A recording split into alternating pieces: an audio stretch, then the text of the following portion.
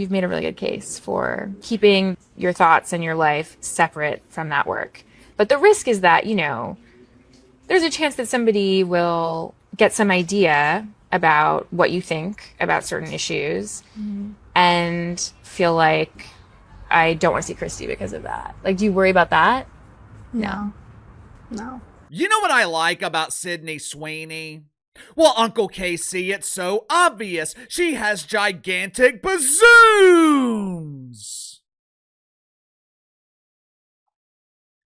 For starters, I'm a married man, and I spend my weekends grilling meat, not beating meat. So her risque pictures don't really do a damn thing for me. Make sure to like and subscribe. You can follow me on Twitter at KC_BTL84. What I like about Sydney Sweeney, she has become this symbol. She is the perfect illustration of the difference between normal people, mainly normal dudes, and woke wanker spankers who aspire to be woke women. Normal dudes, we enjoy looking at Sydney Sweeney, or any beautiful woman for that matter. The spankers, they look at Sydney Sweeney and say, "Ew, gross, where is her beard?" Normal dudes, we embrace our masculinity. The spankers are allergic to masculinity and save their minimum wage salaries to one day achieve their dream of having their masculinity surgically removed. But one of the things I like most about Sydney Sweeney, she is the antithesis of modern Hollywood. She reminds me of what Hollywood used to be when I was growing up. Back in the 90s, one of the most popular shows on TV was Baywatch. I'm sure every dude in my audience remembers Baywatch. The show was about... Hell, I don't remember the damn storylines. As a prepubescent boy, all I remember was lifeguards in bikinis saving lucky dudes on the beach who were pretending like they were drowning so they could receive mouth-to-mouth resuscitation. If Hollywood were to produce Baywatch today, no dudes would pretend to drown because Chad Thundercock in his tuck-friendly bathing suit would be the lifeguard on duty. Pamela Anderson, Yasmine Bleeth. The stars on Friends in the 90s, Seinfeld, Boy Meets World, Family Matters. Of all the actors and actresses on all these classic shows, you know what I know about their politics? Not a damn thing. You know how many times they apologize for their mythical white supremacy? Hell, you know how many times they were asked to apologize for their mythical white supremacy? None. For some reason, Hollywood actors developed this mentality that embracing the woke wiener was good for business. Bob De Niro, one of my favorite actors growing up. Bob De Niro has lost his damn mind. He has a stage 4 case of OMB. Orange Man bad! Leo DiCaprio. He flies around on his private jet while telling normal people not to fart because the boodle breeze could cause the earth to spark into a flaming ass fire. The woke fungus. It has damn near destroyed the entertainment industry. Leonardo DiCaprio hasn't had a hit movie in years. Disney movies are losing hundreds of millions of dollars. While the rest of the industry is struggling, there is one actress who is unstoppable, Sydney Sweeney. Why? Because Sydney Sweeney is a businesswoman. Sydney Sweeney understands the simple concept of not alienating your audience. This week, she was interviewed by GQ. During the interview, she was asked about her controversial American Eagle ad from this summer, a promotion that shouldn't have been controversial because all it featured was Sydney Sweeney modeling a damn pair of jeans. But according to the Wanker Spankers, this is so racist! Why are they using a white woman? Why aren't they featuring a strong black female or a weak white man who is trying so hard to be a woman?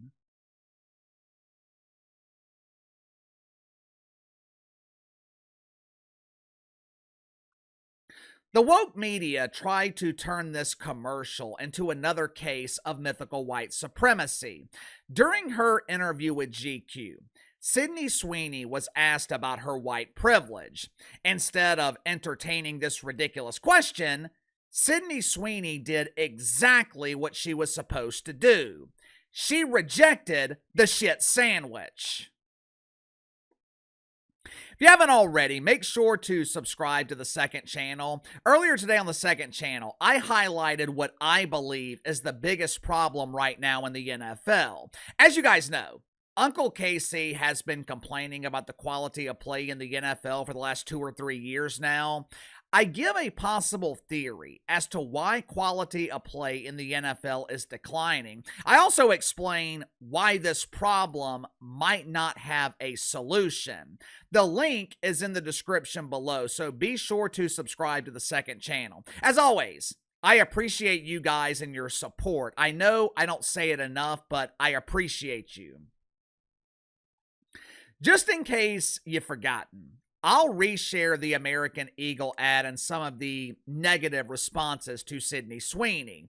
Unsurprisingly, most of the negative responses, they came from woke white women.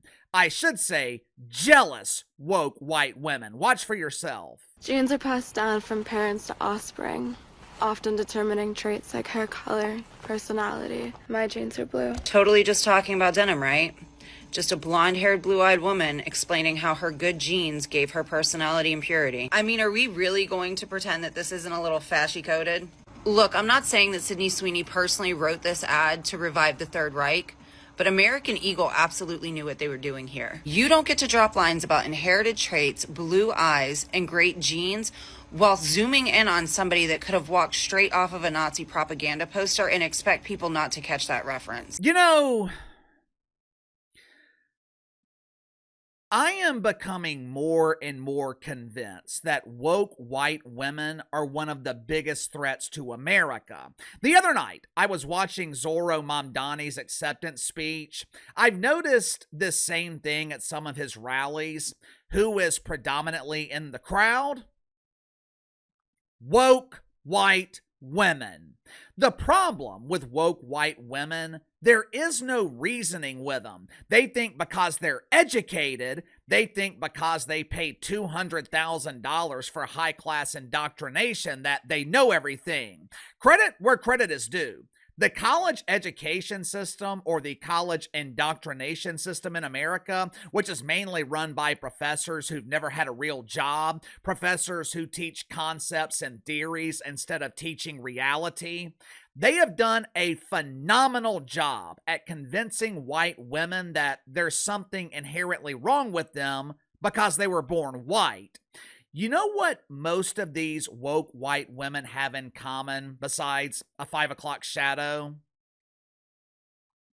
Most woke white women are bitter, they're angry, they're lonely, they are constantly fighting against the patriarchy, then they complain because they can't find a man. They boast about their independence. All my women independent, why are you so unhappy?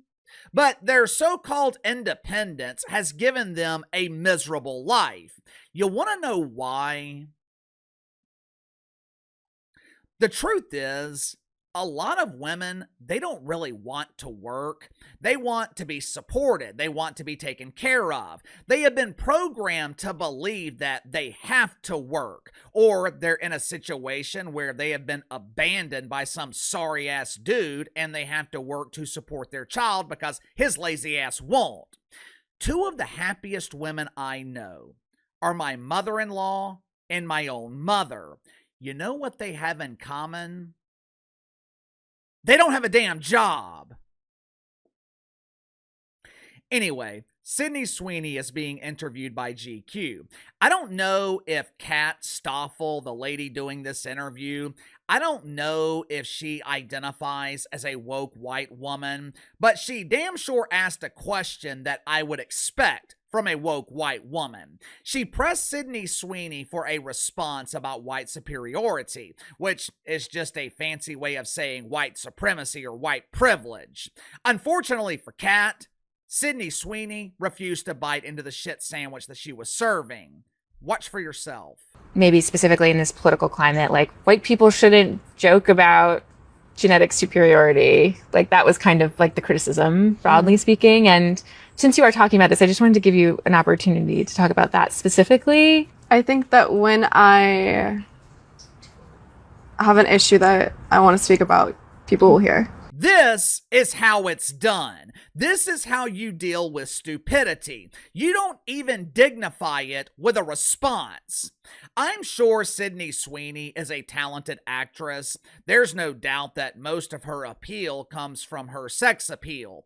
But I think some of her success can be attributed to the fact that Sydney Sweeney is completely different from everyone else in Hollywood. Going into the summer, Uncle KC had never heard of Sydney Sweeney. If deacons at Woke United Methodist hadn't made a big deal about her American Eagle commercial, Sydney Sweeney would still be unknown to Uncle KC. Sydney Sweeney is not your typical Hollywood actress. She's not lecturing you on the importance of recycling. When you're done with the plastic in your boobs, make sure you dispose of them in the appropriate receptacle. She isn't condemning you for having the audacity to run your air conditioner in the middle of the summer. How dare you cool yourself off? Mother Earth doesn't have the luxury of an air conditioner to cool herself during the summer. Why in the hell should you?